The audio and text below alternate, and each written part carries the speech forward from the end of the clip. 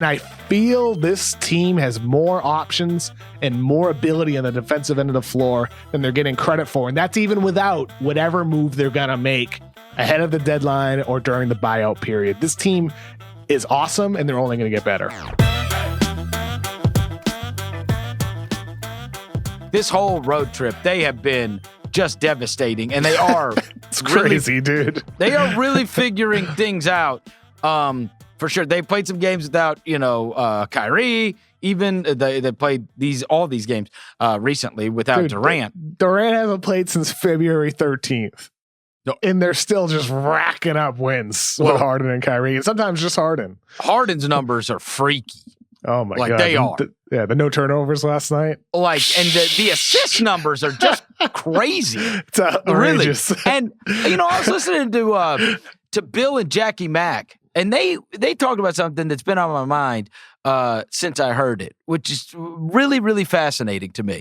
And it was part of maybe his last year's, which was even before, he went down with the injury. It wasn't going all that great with Kyrie there. We know that the Kyrie thing in Boston went poorly.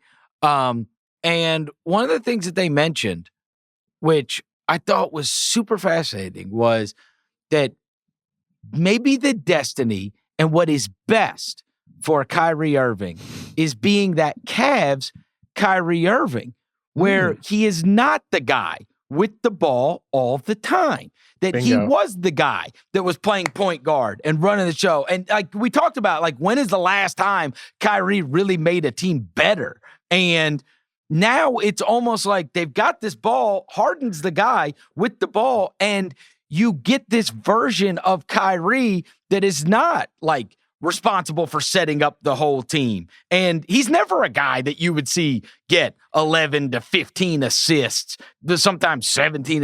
He's just not that guy. That's not the way he plays the position. And yet those Cavs teams, LeBron was the one with the ball. And now he has conceded. Harden is the one with the ball. And you're getting this unbelievable, less scoring, but this unbelievable playmaking version of Harden. And you really are getting the best version of Kyrie. And he that is totally reasonable to me, that he could have just been miscast for so long as a guy that you gave your offense to and gave the ball to run it. And that's not when you get the best of him. Sure. And I think with Kyrie, we're seeing that with the numbers, having a borderline 50-40-90 season, 89.3% from the free throw line. What a scrub. Yep. Can't get over the 90% line from the free throw line.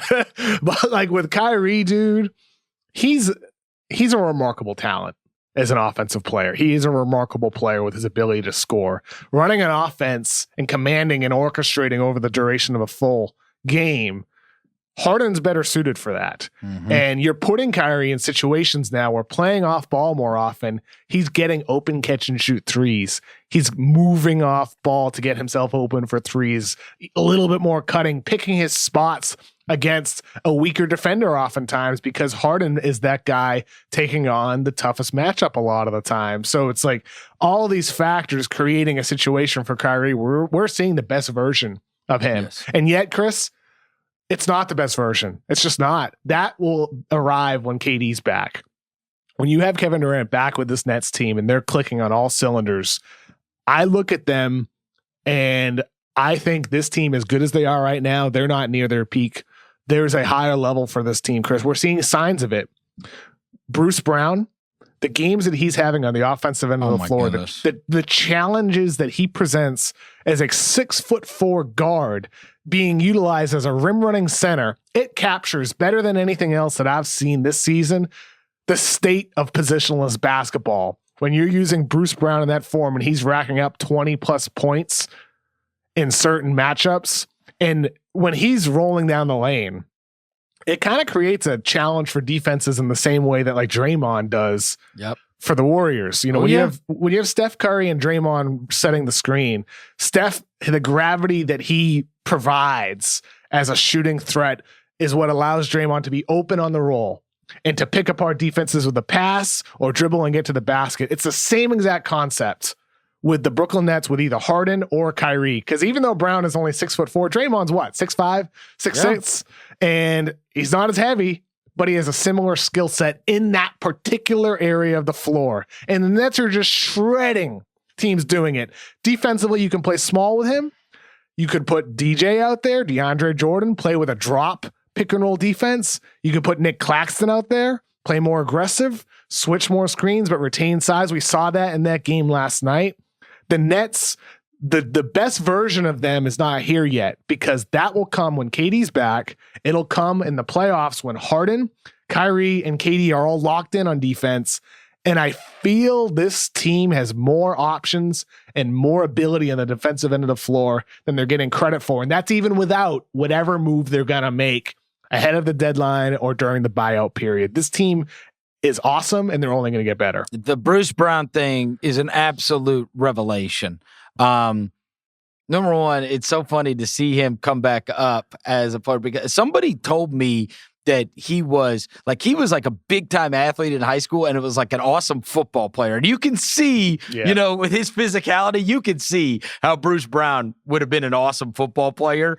And they figured out how to use him. And then when you were going through that monologue, I was trying to look up like why he ended up like being cast off from Detroit. Like why Detroit just used a pick on him last year, and he's good. Like, why is he not a Piston? And you try to go through the deal, and it's still hard to figure out like why. Why is he not there? If I don't know what, again, it's hard to figure out what the Pistons are doing, but he would certainly, when you hit on a draft pick, a guy that's like, and if you get a guy in the second round that's going to have like a long NBA career, you hit. I don't understand why he's not a part of whatever you're going to be doing. Well, going I mean, for forward. Detroit, it was the Sadiq Bey trade. They wanted Sadiq Bey, and that deal for Brooklyn, if you look at it strictly as Sadiq Bey, and then the choice of Shamet or Luke Kennard, and they chose Landry Shamet, you could argue that Brooklyn should have just kept Sadiq Bey, but Shamet and Bruce Brown's been dang good for Brooklyn, dude. Like I said, their defensive versatility, it's really unusual. It's really unusual what they can do with their ability to play different styles. I think that's going to really serve them well in the playoffs. Well, the team, because they're going to have to beat different types of teams in order to get to the finals and actually win the finals. So I like their flexibility. I want to see them. Credit for. I can't wait till we get to see them versus Philly, and they're both like full strength. I want to see those teams, because I do think Philly can create a real problem for them with Embiid. Size-wise. Embiid. Yes. Embiid, Harris, Simmons. I mean, that's huge. That is a big, big lineup. And obviously you could throw Simmons on one of them to hopefully slow it down or make them inefficient, right? And they do not have anything for Embiid.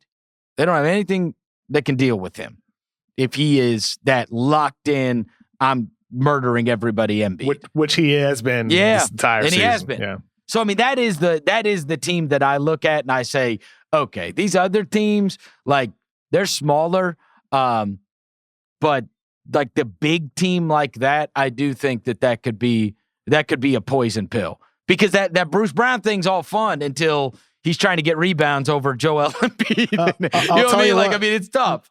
I mean, I'll tell you what, man. Like, let's just say we're looking far ahead here. A Philly-Brooklyn 7-game series. They're going to pressure Embiid and force him to pass out of double teams and traps more than I think you could believe right now. I mean, like, they're going to pressure him like crazy. And Embiid, he's been doing a pretty good job at handling double teams, better than he ever has before.